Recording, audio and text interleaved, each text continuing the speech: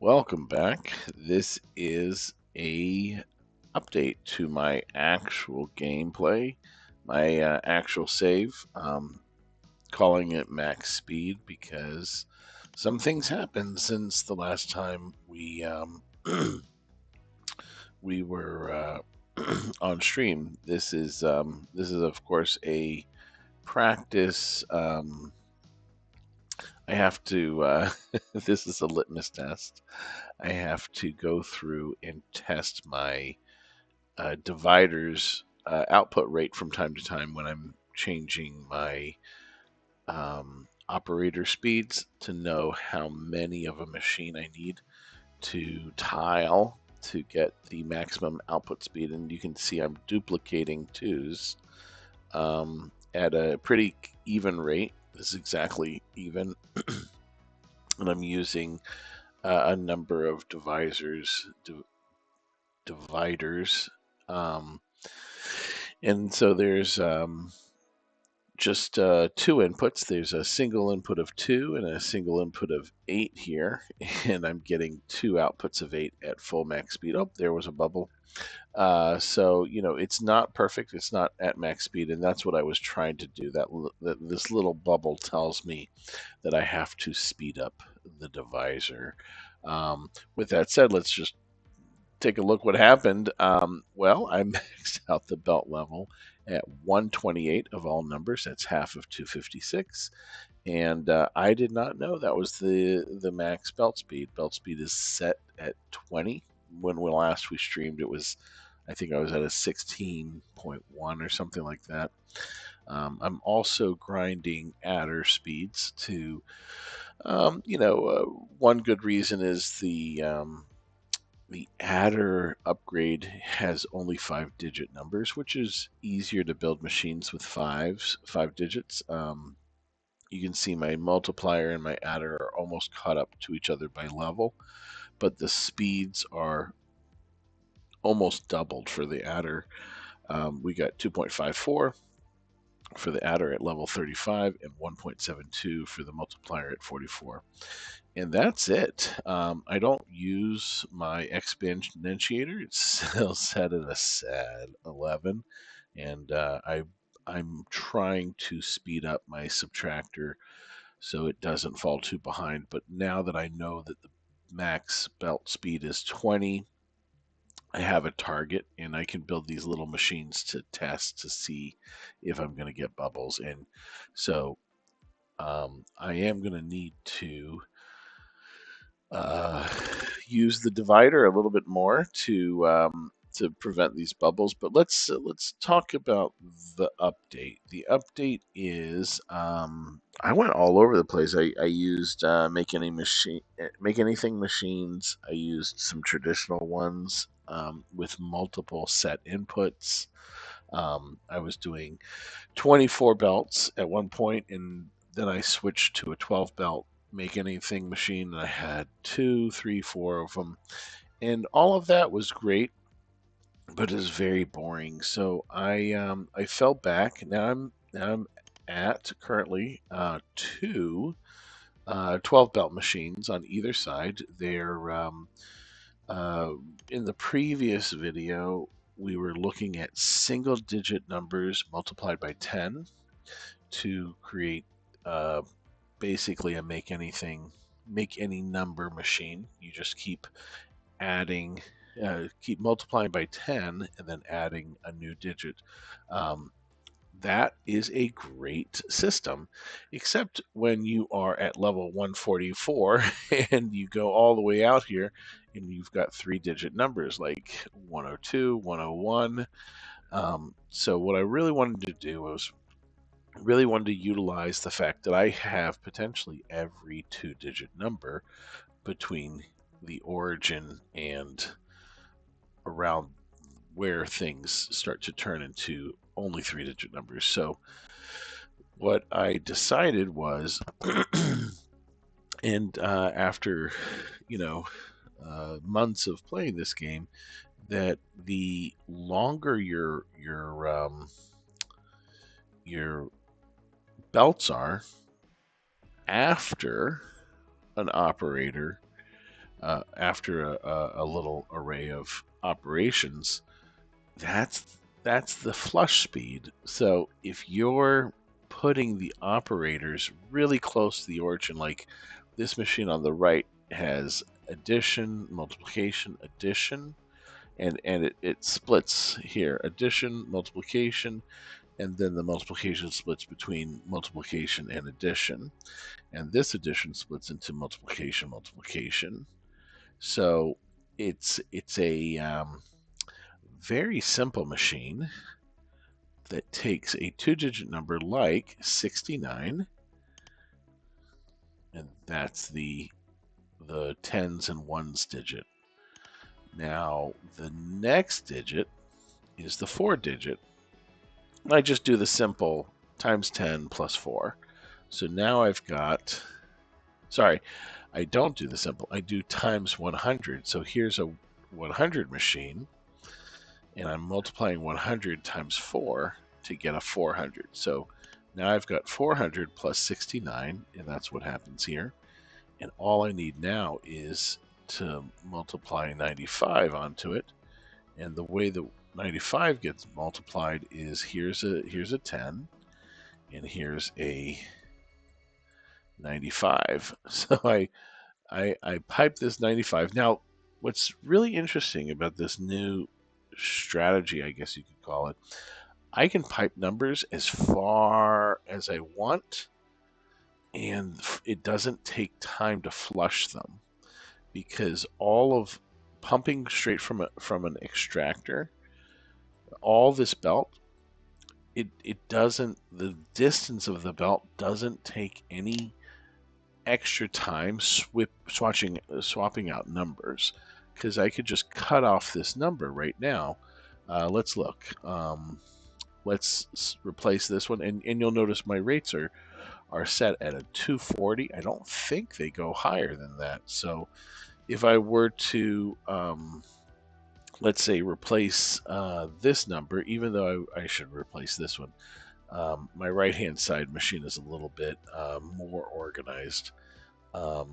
So I could replace the 95 with an 82, right? And so immediately when I take this 95 and cut it, the machine stops and it flushes. But the flushing doesn't. You'll see what I mean when I add the 82 back. I'm going to do something like this, where I cut it off at a certain point like that. So it's flushed. By the time I go pull the 82 in, this whole machine, this is what needs to get flushed. And normally I flush it by clearing it, but I don't have to because it's going to flush itself, because the none of these belts matter. Anyway, I need an 82. I just saw one. It's usually not that easy, but there's an 82, and we're going for 82 in the 10,000 spot, thousands and 10,000s. So I could actually reuse a lot of this stuff. I'm going to reuse this 95 pipe.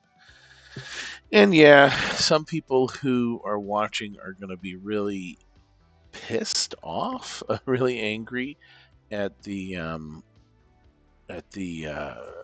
all these extra pipes that I'm leaving, but it's there's a method to the madness. So this is what I'm trying to avoid, flushing a pipe, but it's because I'm reusing the same pipe that I'm flushing it now. And I don't know how other people flush their pipes and stuff, but again, when you do it in reverse, when your operators are way out far from the origin, the flushing takes so much longer. This is like so clean. What you're seeing is you're seeing the 82s rush to the machine, and the machine is already empty. I'm actually going to pause it because I want you to really understand how elegant how beautiful it becomes when your operators are as close to the origin. And really, after I finish this update video, I'm gonna because these operators on the left hand side are a little far away from the origin. I want to get them so packed in so tight that it really exemplifies my what I'm trying to say. So 82, we got a single digit now called a zero. And here's my zero machine made from 4 minus 4, 4 minus 4, and it's already set up for zeroing. And um, all you have to do is flush these fours, and these floors will never flush because um, they'll never flush because the input for this adder is the 82s that aren't caught up yet. So I just I'm just sitting here. That was fast. An 82 because we're doing two digits, replacing the first two digits instead of an 8 and a 2. Very quick. Found an 82 node, added to the machine. The 0 was already there because I've already had a middle 0 in a past number. I just set it up. And again, I'm reusing old pipelines. Now I need an 89. Now 89 is going to be a hard number to find. It's big. That means it's further away from the origin than other numbers.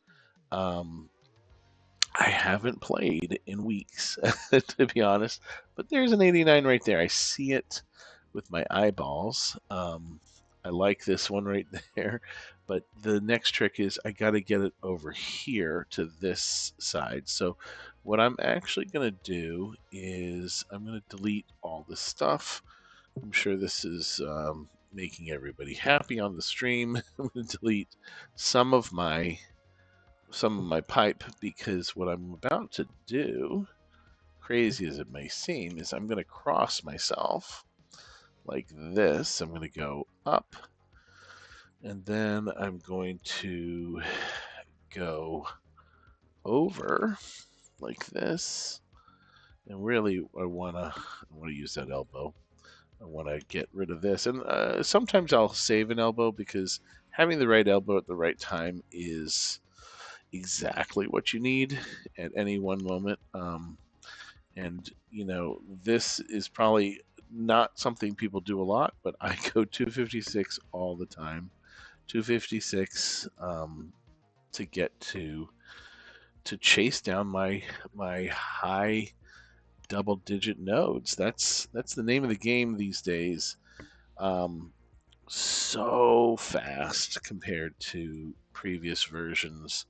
Um, this is a little too big, so I'm gonna copy a little less, and I didn't copy enough. But then when we turned on, spirals out, and now I've got my 89 going into where 69 used to be. So we're gonna look at this. 89, 69, 0 for 4, and 82 for 95. This whole thing is done. Now there is a little purging that could be done here on the 69 area. You see how these 82s are coming over. So I'm just going to purge it. It's not fun. It's like, taking out the trash or doing the dishes. And again, if I wasn't reusing these pipes, I could have made fresh pipes and that wouldn't require any purging. But because I'm using the exact same pipeline, as a speed trick, I just have to purge everything, and that's it. The entire system's been purged. I'm starting to get the first of the digits, the 82,000, right? So here comes 82,000, and it's going to quickly add up to this new number who's coming in. This new number is 820. No, that's 82,000. Where's the second one? It's way up here. So it's coming. This one is taking a little longer. because it was further away. It's the 89, and I had it paused. So, you know, whatever you want. But this nice little chevron, this slope here is very aesthetic. It means that everything's moving as quickly as possible. The chevron happens from the the inner elbow being a quicker route than the outer elbow, and it got even more steep just now. But then it's going to hit this machine, and it's going to just change everything. So here we go. We've got 82,000 plus 89, and it's hitting the origin right now, so we can start seeing the rates. 36, 70, and this is just pure input at this point, and I'm grinding adders. I had the romantic idea of maxing out my adders and then maxing out my multipliers before I fix my division. And if all your operators are maxed, then you can really start experimenting with duplicators. And I mean, you can still do duplication without the max adders. And there we go. Look, the time it took me to go from 0 to 240 was very quick, with minimal purging, and um, I was not rushing the stream. I was just trying to explain my method, mostly to a future self of myself. I know I only got 100 views in the first video, but this method is not only fast, it's a lot more aesthetically pleasing than doing the single digit times 10 every time. I'm doing something a little bit different. I'm doing this first cluster of double digits, this last cluster of double digits, and a single digit in the middle. You could do anything you want. You could do the first two clusters, the second two clusters, and then the last digits, the ones, or the first digits, the ones. Anything you want. I mean, I could really even start doing three-digit numbers, 3 and 2. That might be beneficial. Having a three-digit number, a two-digit number, adding them together. That's kind of what I'm doing. I'm constructing the three-digit number by adding the ones digit of the first three cluster. That's really. But yeah, that was this. There we go, and it's already hit 29,000. We're going to upgrade, and this will max out at a certain point, and we'll go on to the next one. And hopefully, it's not too boring to hit a milestone. 3.0 might be nice. I don't even know how far that is. 3.0 might be the max, actually, come to think of it, at level whatever 128, whatever the max is for these. But yeah, I think that's it for this stream. The next stream, I'm going to definitely fix the distance between operators and operations. Move these multipliers closer on the left side. Move here's a 100 multiplier, so I don't have to move this one at all, because this is already making the output. I just have to move the belts from the 100, so the 100s can stay where they are, the 10s can stay where they are. I want to move this multiplier and this addition and this multiplier all the way as close to this adder, and I think this little distance between the 4 and the 2 here, that's not far. What I'm saying is far is the distance between the 4 here and this 4 here. That's a little bit far. I'd like to see this 4.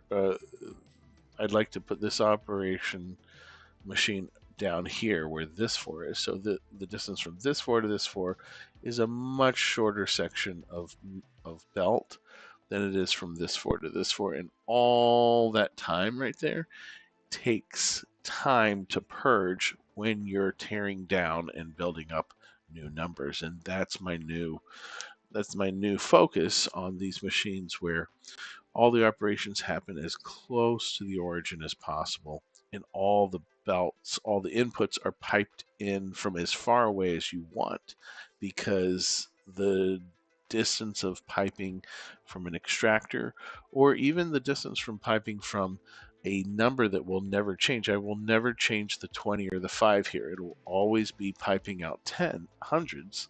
And so it doesn't matter how far this is from the origin.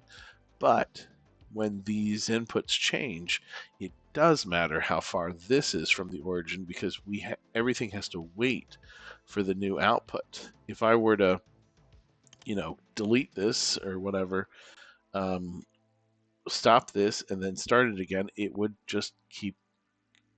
return from where it was last, and it's not going to impact the well, that was funny. The the impact of clearing a single row didn't have any impact, because this machine is actually overloaded, because the multipliers towards the bottom, these last 1, 2, 3, 4, don't even activate. So it's a good example of um, how max speed this operations are. That the speed and the math between dividing the belt speed by the output rate of 1.72 is proportional to the number of operators you have. So as I grind adders, this number gets bigger, and then the number of adders I have in a row, I have